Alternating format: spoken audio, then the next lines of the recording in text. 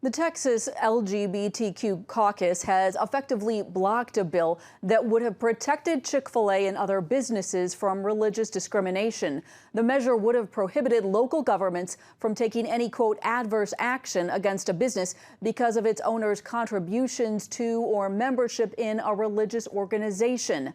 The move comes in the wake of San Antonio's City Council vote to ban Chick-fil-A from its airport, citing its charitable contributions to what the council considered to be anti-LGBTQ groups.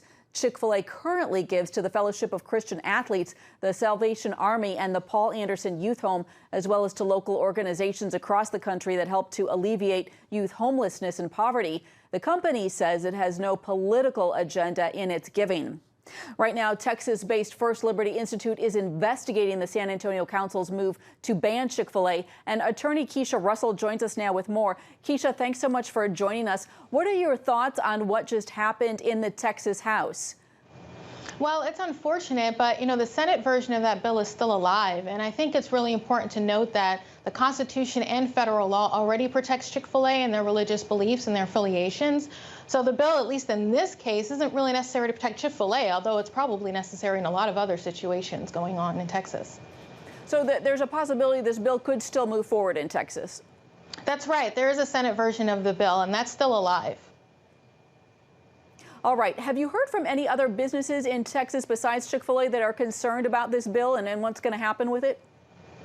Not specifically. We hear from religious organizations all the time about their concerns about, religious protection overall. And what happened at Chick-fil-A, I think it happened to any religious business. And so everyone should really be concerned about what's going on here. You believe that the San Antonio City Council discriminated against Chick-fil-A when it banned the restaurant from its airport, and you are investigating. Tell us about the latest on that investigation.